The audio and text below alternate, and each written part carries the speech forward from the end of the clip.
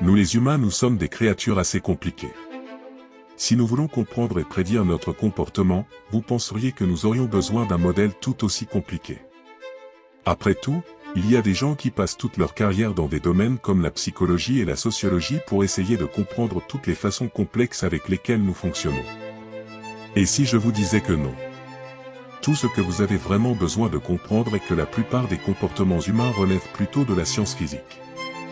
Cela peut sembler scandaleux ou même insultant de suggérer que vous et moi pouvons être considérés comme une collection de particules répondant simplement à des forces mécaniques.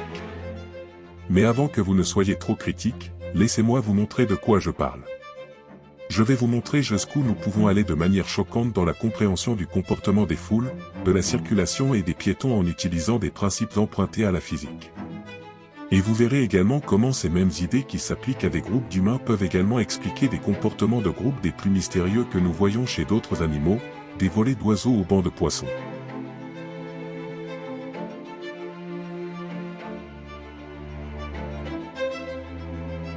Restez dans les parages, car cela arrive dans quelques instants. Maintenant, avant d'entrer dans le vif du sujet, j'aimerais vous recommander un documentaire qui, je pense, vous aidera vraiment à avoir une bonne idée du comportement de groupe et des autres animaux. Le documentaire s'intitule « Migrating Birds, Scout of Distant Worlds ». Il est disponible sur Magellan TV, le sponsor du jour.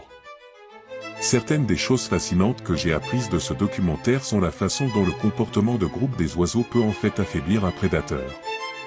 Comment voler dans certaines formations de groupe permet à la naissance de migrer plus loin et comment des groupes de milliers d'oiseaux peuvent changer de cap en un instant simplement en suivant seulement 7 de leurs plus proches voisins. Revenons maintenant à la façon dont tout cela correspond à la physique des foules.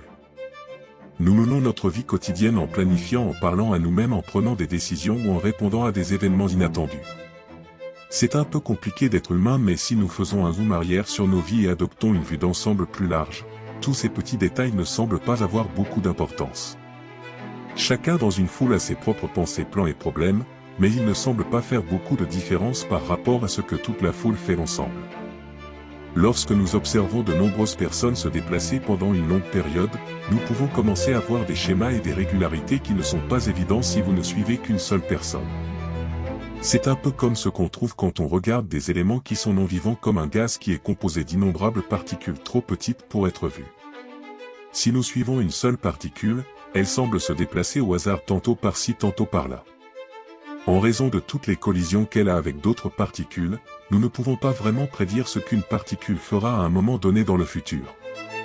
Mais si nous faisons un zoom arrière et regardons les trillions et trillions de particules, alors nous pouvons identifier quelques lois simples et les utiliser pour faire des prédictions très précises. Par exemple, on peut voir que pour un volume donné de gaz dans une boîte fermée, plus il chauffe, plus sa pression est élevée, et on peut écrire des équations qui prédisent précisément quelle sera la pression si on connaît d'autres conditions. C'est le cas même si, encore une fois, les particules individuelles rebondissent comme des folles. Pour passer des particules individuelles aux propriétés de tout un nuage de gaz, nous devons penser aux moyennes. Peu importe ce que chaque particule fait par elle-même, tout ce qui compte pour comprendre des propriétés telles que la pression, c'est ce qu'elles font en moyenne. Nous devons donc examiner les statistiques de tous ces mouvements. Par exemple, quelle proportion de molécules ont des énergies et des vitesses différentes, et comment ces distributions statistiques changent si par exemple nous chauffons le gaz. Cette approche est appelée la théorie cinétique des gaz et elle a été développée à la fin du XIXe siècle par le physicien James Clerk Maxwell et Ludwig Boltzmann. Elle a évolué pour devenir la science maintenant appelée mécanique statistique ou simplement physique statistique.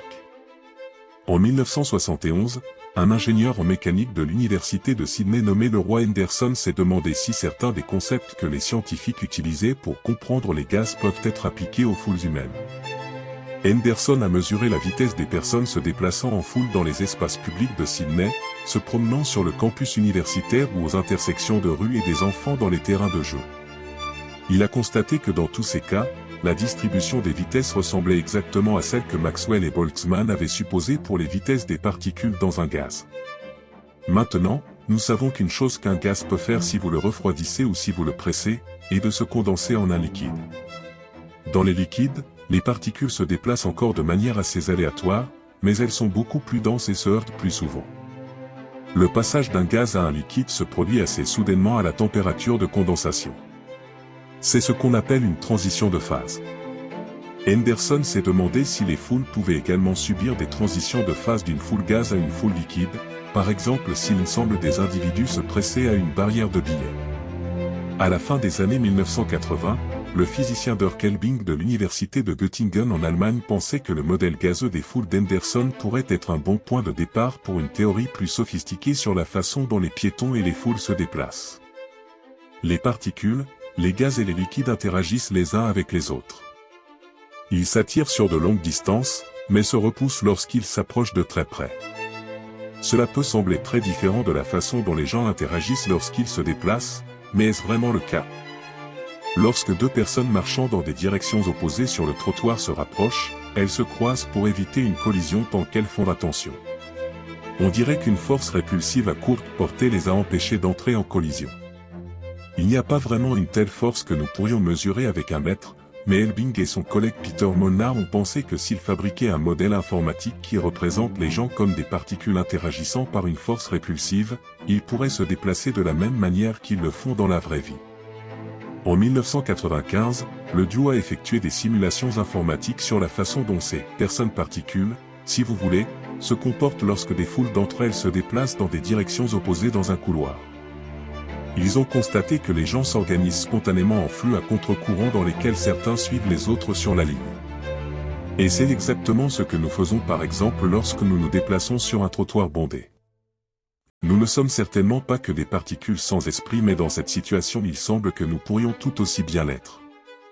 Les physiciens appellent ce comportement le comportement collectif. Les particules semblent coordonner ce qu'elles font et rien dans le modèle ne semble indiquer le résultat a priori. Les gens semblent n'interagir qu'à travers la force répulsive, évitant ainsi les collisions. Pourtant, cette façon collective de se déplacer semble intelligente car elle signifie qu'il y a moins de risque de collision que si chaque particule suivait aveuglément sa propre trajectoire indépendante. Autrement dit, ce qui ressemble à une sorte de comportement intelligent émerge d'un modèle dans lequel les personnes simulées, appelées généralement des agents, n'ont aucune intelligence. Ces simulations de piétons montrent les phénomènes appelés émergence, où un comportement ou une structure émerge d'un système complexe de nombreux composants en interaction à partir des interactions entre eux, même si ces interactions elles-mêmes peuvent être très simples et ne contiennent aucun indice de ce modèle collectif. Les transitions de phase classiques comme la congélation et l'évaporation sont également des exemples d'émergence. Ce n'est pas du tout évident si vous regardez les forces entre les molécules d'eau qu'elles vont soudainement toutes geler en glace à exactement la même température, mais c'est le cas. Comparé au mouvement des piétons, le trafic routier est une situation encore plus simple et avec des contraintes, car nous sommes tenus par la loi de rester du bon côté de la route, en nous déplaçant les uns après les autres en une seule queue. Il n'est donc pas surprenant que les modèles basés sur des agents soient maintenant largement utilisés pour comprendre et prévoir le trafic routier. Ces modèles supposent simplement que les agents, les conducteurs et leurs véhicules, essaient d'aller dans une direction à la vitesse qu'ils préfèrent, mais de ralentir si nécessaire pour éviter d'entrer en collision avec la voiture qui les précède, comme s'il y avait une force répulsive entre eux. Sans plus d'ingrédients que cela, ces modèles de trafic peuvent produire un comportement incroyablement complexe. Si le trafic est très léger, chaque véhicule se déplace à sa guise, n'interagissant guère avec les autres comme une sorte de gaz de la circulation. Mais au-delà d'un certain seuil et d'une certaine densité de trafic, c'est-à-dire le nombre de véhicules par kilomètre de route, on passe à une sorte de circulation liquide, où tout le monde continue de circuler assez doucement, même si le flux est assez dense. Si la densité augmente un peu plus, il y a une autre transition vers un trafic solide. Vous savez probablement tout ce que c'est parce que vous avez tous été dans un. C'est un embouteillage dans lequel les véhicules bougent à peine. Une fois que la densité du trafic est suffisamment élevée pour qu'un embouteillage se forme, il ne faut pas grand-chose pour le déclencher. Une seule petite perturbation du flux de lumière fluide, comme un seul pilote qui se brise trop soudainement, pourrait suffire. Cette petite perturbation n'est peut-être que passagère et il semble donc à la plupart des autres conducteurs que le blocage n'a pas du tout de cause réelle. C'est une confiture fantôme. Les modèles de trafic basés sur les agents ont montré qu'il ne s'agissait que d'un autre type de comportement émerge. Mais rien de ce que nous avons vu jusqu'à présent dans les foules humaines ne correspond au beau comportement émerge de groupes d'autres animaux, comme le rassemblement coordonné d'oiseaux appelé murmure, ou le prédateur évitant le banc de poissons. Ce comportement était autrefois un tel mystère qu'au début du XXe siècle, certains zoologistes ont suggéré que les oiseaux avaient une sorte de télépathie qui leur permettait de coordonner leurs mouvements. Mais grâce au modèle basé sur les agents, nous savons maintenant que rien d'aussi étrange n'est nécessaire. En 1987, l'ingénieur en informatique Craig Reynolds a décidé de voir si les murmures des merles qu'il observait dans un cimetière local en Californie pouvaient être imités dans un programme informatique dans lequel des particules ressemblant à des agents se déplaçaient selon des règles simples. Reynolds a appelé ces agents bois. Il soupçonnait que les merles ne faisaient rien d'autre que répondre aux mouvements de leurs voisins. Ils n'avaient aucun sens global de l'ensemble du troupeau. Les règles que les bois respectaient sont que chacun essaierait de faire correspondre sa vitesse à la moyenne de tous ceux dans une plage particulière, et qu'il se déplaçait vers le centre de ce groupe local, et qu'il changerait de direction pour éviter les collisions. C'est tout ce qu'on peut en dire. Les bois de Reynolds coordonnent leurs mouvements comme une véritable volée de merles. Ces simulations étaient si bonnes et pourtant si simples qu'elles ont été rapidement adoptées par les cinéastes de Hollywood pour animer des effets spéciaux tels qu'un essaim de chauve-souris dans Batman Returns et un troupeau de gnous en fuite dans Le Roi Lion. Ces mouvements de groupes d'animaux font des troupeaux, des bancs et des meutes un peu comme une sorte de fluide. Ils semblent couler. De près, il peut sembler que les créatures se bousculent au hasard, mais vu de loin, il y a souvent un schéma clair dans le mouvement. Ainsi, ces modèles basés sur des agents peuvent capturer des mouvements assez compliqués en supposant uniquement que les agents sont poussés et tirés par des forces aveugles. Peut-être que maintenant vous vous demandez est-ce vraiment tout ce que je suis? Juste une particule rebondissant d'une façon ou d'une autre à cause de forces que je ne peux même pas sentir, encore moins contrôler. Vous n'êtes pas vraiment, bien sûr. Atom and Molecule ne peut pas créer ni regarder de vidéos YouTube. Mais alors comment se fait-il que les mêmes théories qui fonctionnent pour les atomes et les molécules fonctionnent aussi pour les gens, le trafic et les moutons? Cela nous dit en fait quelque chose de profond sur le fonctionnement de l'univers, quelque chose qui se perd lorsque nous présentons cette question comme une recherche de théorie toujours plus fondamentale de la matière. Des atomes au carcan passant par les cordes, l'univers que nous vivons est rempli de nombreuses choses qui interagissent. Et donc on pourrait dire que la physique la plus fondamentale est celle qui traite, non des particules fondamentales, mais des objets en interaction. Et le plus étonnant c'est que cette physique, la physique statistique, est renormalisable. Cela signifie que nous pouvons continuer à regrouper des groupes d'objets en de plus grands, des atomes et des molécules en cellules, des cellules en personnes, des personnes en foule et sociétés, et trouver, alors, les détails de niveau inférieur deviennent sans objet, et les mêmes phénomènes physiques comme les transitions de phase se produisent encore et encore, mais à des échelles beaucoup plus grandes. Peut-être trouverez-vous cela réconfortant. Et ne vous fâchez pas la prochaine fois que la circulation se fige et que vous êtes coincé dans son état solide, et les embouteillages. C'est juste de la physique mon ami. Je vous verrai dans la prochaine vidéo.